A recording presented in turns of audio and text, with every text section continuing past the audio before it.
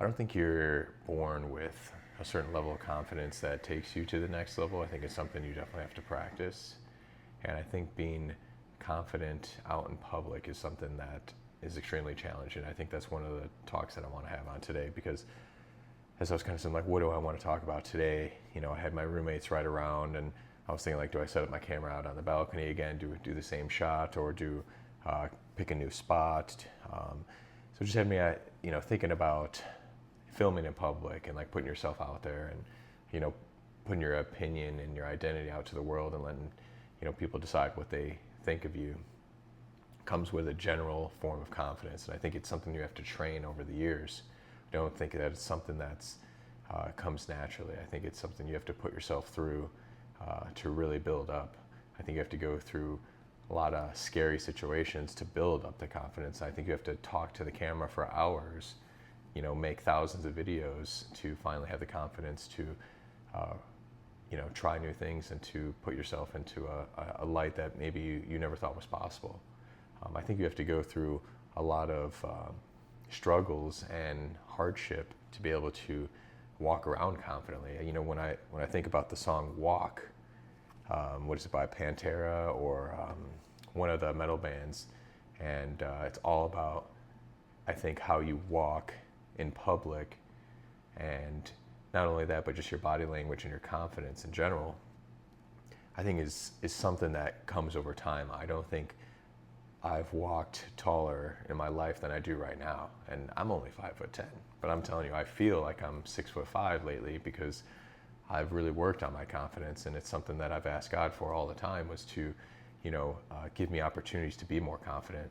And I believe that He's put me through things that have challenged me and put me through obstacles that have now allowed me to be a very confident man.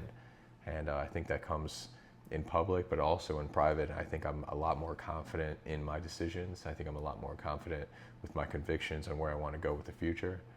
So being confident, one, is not easy. It's not something that just, hey, you just got to be confident. It's not how it works. You truly have to practice it. I think there's a lot of other ways that you can. Some things off the top of my head. If you're walking down the street and you're holding the door for somebody, being able to vocally have a mini conversation. When you're at registers, these small interactions with people where you could very easily look them in the eyes and make a quick connection. I think those are very easy ways to build confidence.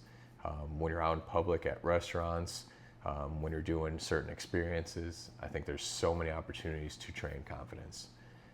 And I think over time, you'll get a lot better. I think you'll eventually have kind of like a proof for yourself that, hey, a lot of these areas that maybe I thought I was a little bit scared of aren't too scary.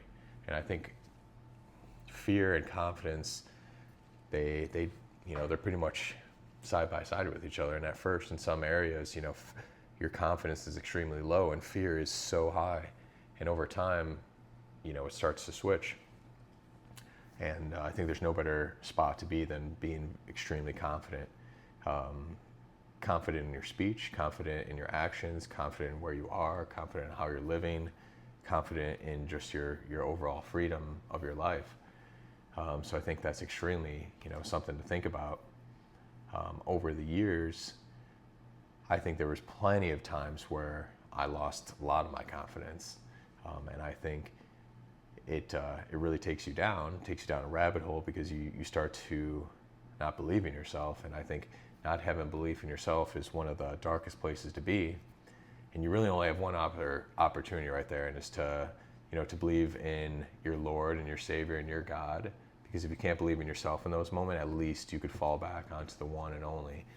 And now the best spot to be is when you are fully confident, you believe in yourself and where you're going, and you know that you got somebody in your corner at all times as well. So now it's just kind of a lot of leverage.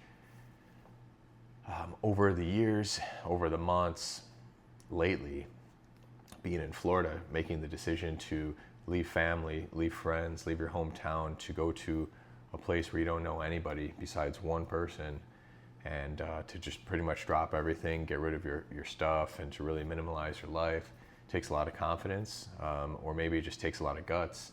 And then after you do it, it builds confidence. So really, I think, that's kind of what it comes down to, is like, there's these opportunities that are going to come by that, like, hey, this is the moment where you could really build your confidence. And you got to take it. You've got to take it. And sometimes, it might not turn out how you expected. And it might end up being a, very odd position. It might be a tough one. It might be a sad one. It might, be a bad outcome. Maybe you have a failure. And ultimately, you might feel in the short-term moment like, man, I just can't, like, I'm just not winning right now, or like something like that. And all it takes is just keep grinding through that, because eventually, once that win comes, that's when that confidence boost is going to happen. So I think today's memo, all about confidence, is extremely important. I'm going out right now on one of my distractions, and it's going to be a great evening, but I can't wait to be out there walking confident, talking confident, and living a nice, confident life. If this is your first time watching one of my videos, my name is Alec John Fedon, and I'm the operator of the Fedon organization. It's a fully agentic system. I'm the only human on the staff, and we have almost 600 agents that are running the show across 7 verticals, many industries. We do mainly private equity, venture capitalism, a lot of software, e-commerce, asset management, you name it, all ran by AI bots. I didn't have the confidence to start any of this over the years. I had maybe just enough confidence to start a startup little brand, a supplement company, clothing brand, a small e-com shop. But what it took was going through all of those obstacles, all those startups, all those businesses, all those failed businesses, to then finally have the confidence to be like, you know what, I think I could dream bigger. I think I could do something way bigger than what I've been doing. And I think that's ultimately what's been holding me back this whole time, was a dream and a vision that I actually wanted to accomplish. So one day I sat back in my office back home in Chicago, and I was like, you know what, I have not been thinking big enough. And when I started to dream super, super big, and seeing these things that were almost scary, and these dreams that were terrifying, and as I started to work towards them, I'm like, man, I actually 100% believe in this. It gave me so much confidence, because of all the stuff when I was first starting, it's like, you don't know if it's going to work out. You don't know how to even make it happen. You're like, can I even pull this off? It's the thought that pretty much goes through your mind all the time. And the whole time, it was just building confidence.